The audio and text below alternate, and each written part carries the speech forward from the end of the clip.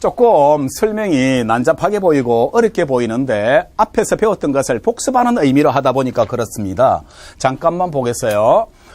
무슨 말이냐 하게 되면 이렇게 했을 때 얘가 지금 60도다라고 하게 되면 막바로 가도 괜찮습니다. 요거의 방향 반대.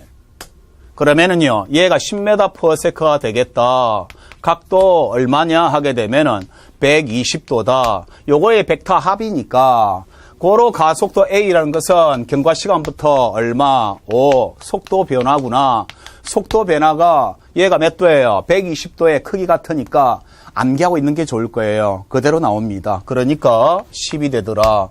고로 가속도가 2더라. 이렇게 나오면 되는데 제가 수식을 본래 그렇게 길게 적어서는 시간이 없습니다. 물리학 공부를 했을 때 이런 정도는 암기가 돼버리면 참 좋죠. 자, 다시 한 번 더 연습해 보겠습니다. 무슨 뜻이냐 하게 되면은 방향이 변하지 않는 경우가 일반적이에요. 알겠습니까? 일반적인데 방향이 변하는 경우는 반드시 각도가 주어진다. 그때 무슨 각도? 반드시 무슨 각도를 이용하는가 하게 되면 특별각을 이용합니다. 30도, 45도, 60도를 이용합니다. 그래서 우리가 연습해 놨던 게 60도의 합, 그리고 90도의 합, 120도의 합을 했었죠. 그럼 복습하는 의미로 60도의 합은 루트 3배가 되고, 그 다음에 같은 크기일 때 90도가 되면 루트 2배가 되고 120도일 때는 그대로 되더라, 1배가 되더라는 정도 기억하면 되겠습니다. 다시 한 번 더 복습하겠습니다. 자, 가속도도 마찬가지 식을 많이 적어봤는데 또 요거 그대로 써야 되니까 지금 여기서 나오는 공식들은 반드시 암기하고 있어야 됩니다. 그 외 공식들은 전부 다 적용이 되고 다 다양하게 설명이 되니까 상관이 없습니다만 지금 진도 나가는 공식들은 반드시 기억을 하셔야 됩니다. 자, 방향이 변하지 않는 경우 해볼게요. 이건 뭐 상식입니다. T분의 V-V0. 방향 변하지 않으니까 크기만 달아도 괜찮다는 겁니다. 자, 10m/s, 20m/s에서 5초 걸렸다. 부끄럽잖아요. 가속도 A 하게 되면은 연습 때문에 이렇게 쉬운 문제들이 계속 나오는 겁니다. 5분의 뭐가 되겠습니까? 직선 한방향 운동이지요. 그러면은 20 마이너스 10 써버리면 되는 겁니다. 그래서 가속도란 것은 2m/s 제곱이 되겠더라는 것이죠. 뭐 이런 정도. 그 다음에 방향이 반대인 경우 한번 해보자. 별도 지시가 없으면은 처음 속도 방향을 기준으로 잡거나 혹은 방향 지시를 해줍니다. 그러니까 거기에 맞춰서 같은 방향인가 반대 방향인가를 해주면 되겠습니다. 가속도 다시 나왔습니다. 가속도 공식 A라는 것은 T분의 V-V0 암기하셔야 되겠습니다. 자, 그러면은 이번에는 10m/s로 왔어. 방향을 바꿨는데 몇 초가 걸렸는가 하게 되면 5초가 걸렸습니다. 그리고는 10m/s예요. 가속도를 구하십시오 했을 때 그냥 빼버리면 안 되죠. 또 마찬가지. 자, 처음 속도 방향을 기준으로 잡아 볼게요. 별도 지시가 없으면 처음이 기준입니다. 혹은 상대방을 기준으로 하게 되지요. 그래서 A라는 것은 뭐냐 하게 되면은요, 경과 시간이 5가 되겠고, 얘가 방향이 뭐가 되는가 하게 되면 반대가 되기 때문에 마이너스 C 빼기 뭐냐 하게 되면은요, 10으로 써버리니까 얘가 마이너스 4m/s 제곱이 되는데, 우리가 학생들이 가장 많이 혼란스러운 것은 여기서 가장 혼란스럽습니다. 왜 혼란스러운가 하게 되면은요, 마이너스는 방향 반대잖아. 요가 아니라 한 가지 의미가 더 있습니다. 방향이 바뀌려면, 자, 보십시오. 내가 이렇게 가고 있는데 밀리면 언젠가는 선 다음에 뒤로 밀리죠. 그래서 한 가지가 더 있습니다. 마이너스가 가속도에 마이너스가 들어오게 되면은 느려진다는 의미도 포함이다 하는 겁니다. 그래서 이게 가장 혼란스럽습니다. 자, 정리. 무슨 말이냐 하게 되면은요, 만약에 S에 마이너스가 붙어버리면 하는 겁니다. 그러면 내가 윗방향을 기준으로 잡았을 때에 변위가 마이너스라는 뜻이지요. 그러면 위쪽을 플러스를 잡았을 때 변위가 기준 쪽보다 반대에 와 있다는 의미고, 다음에 속도에 마이너스가 딱 붙어버리면, 즉 같은 방향이다 반대 방향이다, 처음 운동과 방향 반대이다. 여기서는 방향만으로 끝나요. 그런데 한 가지 더 끝에 이제 없어요. 알겠습니까? 나머지 똑같은 이런 의미로 쓰겠지만 가속도에서 마이너스의 의미가 있는데 이것은 방향과 뭐냐 하게 되면은요, 즉 느려진다는 의미를 동시에 속도의 즉 변화를 표시하는 동시에 갖는 물리량이 되기 때문에 어렵다 하는 겁니다.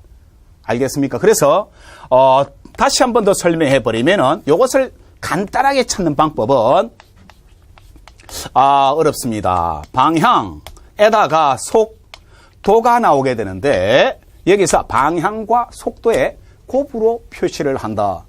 혹시 너무 오래돼서 기억이 잘 안 나겠지만 플러스 곱해버리면 플러스고요. 플러스 마이너스 곱해버리면 마이너스고요. 마이너스 곱해버리면 플러스입니다. 그거를 이용하시면 참 편한데 일반에서 다루겠습니다. 근데 단 보여는 주겠습니다. 간단히 표시하는 방법을 나중에 보여줄 텐데, 자, 일단 한 번 더 해보겠습니다. 이번에는 방향과 크기가 동시에 변하는 경우도 상관없이 49페이지에서 다루게 되겠는데 평메뉴에서 달아보겠습니다. 자, 가겠습니다.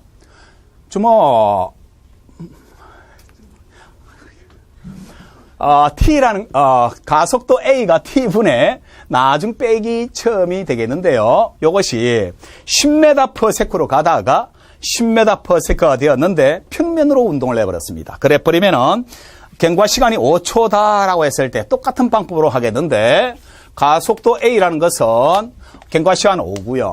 그러면은 실제적으로 연장선을 그어서 벡터를 평행이동한 다음에 나타내게 되면은 이것은 처음 방향을 반대로 하는 것 같아요. 그러면은요, 자, 다시 한 번 더 표시해버리면은, 좌표로 표시했을 때 얘가 처음 속력이 10이고요. 나중 속력이 10인 셈이다 하는 얘기. 얘가 나중이지요. 고로 속도 변화량 하니까 내가 왜 반복을 하는 거 하게 되면 확실히 개념을 잡아놔야 내가 어떻게 설명하더라도 나중에 이해가 된다는 것을 보여주려고 하는 겁니다. 얘가 10m/s다. 처음 속도의 방향 반대다.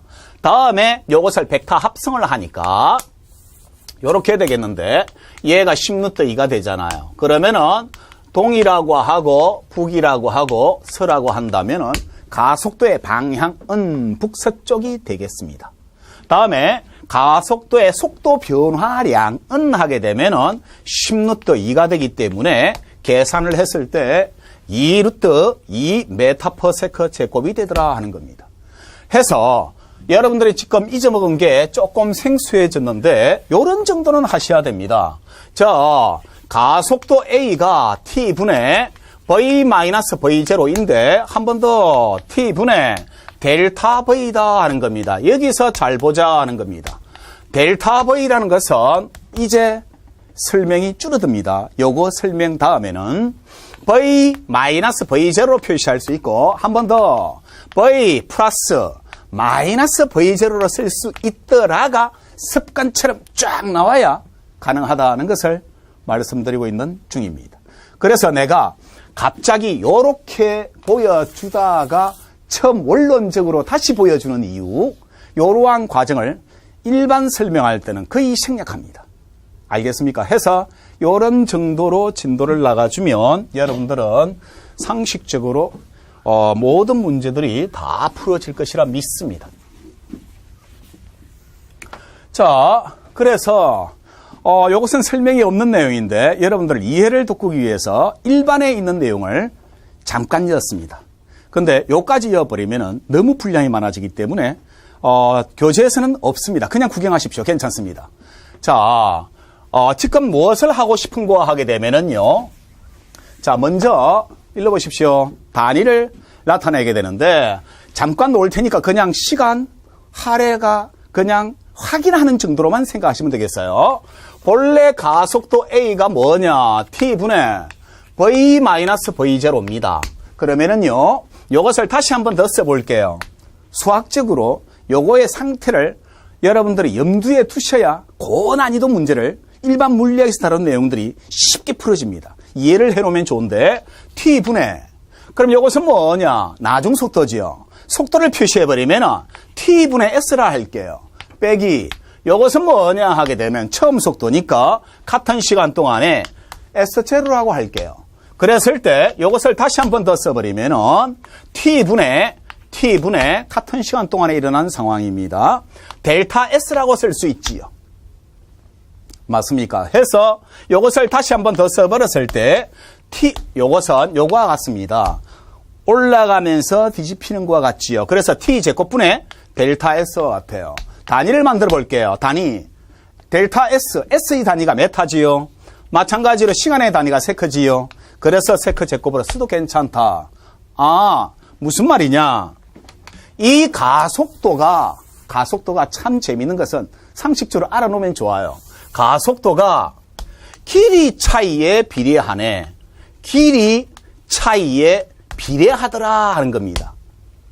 알겠습니까? 해서 아니 요런 상태만 기억해 주면 돼요. 아, 가속도가 그러면 정리를 해보니까 어떻게 되는 거 하게 되면은 속도 V가 핵심입니다. 속도 V가 T분의 S니까 시간이 같을 때, 즉 거리와 S가 비례관계가 성립하고 가속도 A가 T제곱분의 델타 S니까 이 가속도가 이번에는 길이 차이에, 요것은 길이와 길이의 차이입니다. 길이 차에 비례하고 요것은 길이에 비례하네 하는 겁니다. 자, 보겠습니다. 자, 카메라 오시고요.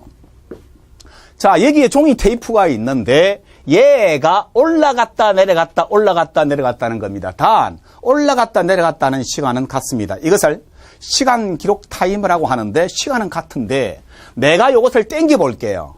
요게 일정하게 왔다 갔다 하고 있을 때 그러면 한 번 갔다 오는 시간은 같지요. 그런데 이것을 땡겨 버리면은 점이 찍힐 때인데 점과 점 사이의 시간은 같고 내가 땡기는 속력에 따라서 간격이 달라질 것이다. 자, 볼게요. 얘가 운동했을 때 이렇게 만들어진다고.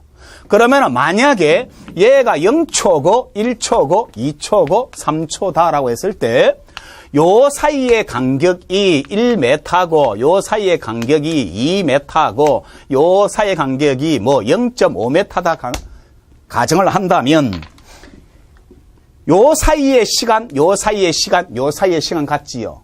시간 같은데 요 길이가 다르잖아요. 길이만 비교하면 빠른지 느린지 나오겠지요. 맞습니까? 아니, 그냥 구경하는 겁니다. 그래서 길이를 혹시 비교하면은 속력을 비교할 수 있다. 혹은 지금 이 방향으로 당겼기 때문에 방향이 변하지 않으므로 속도의 방향은 변하지 않고 크기가 변하는 겁니다. 그러면은 요 길이를 비교했을 때 자, 요것을 A, 요것을 B, 요것을 C 이렇게 할게요. 가장 빠른 것은 B, 가장 느린 것은 A. 간단히 나오지요. 그럼 가속도를 여기서 무슨 말이냐 하게 되면은 가장 빠른 것은 B, 가장 느린 것은 A가 되겠지요. C가 되겠지요. 이거 안 할래요. A가 되겠지요. 요 상태로 빨리 비교가 되는데 요것을 지금 나타내 보게 되면은 어떻게 되는 거 하게 되면은요. 요렇게 되더라 하는 겁니다.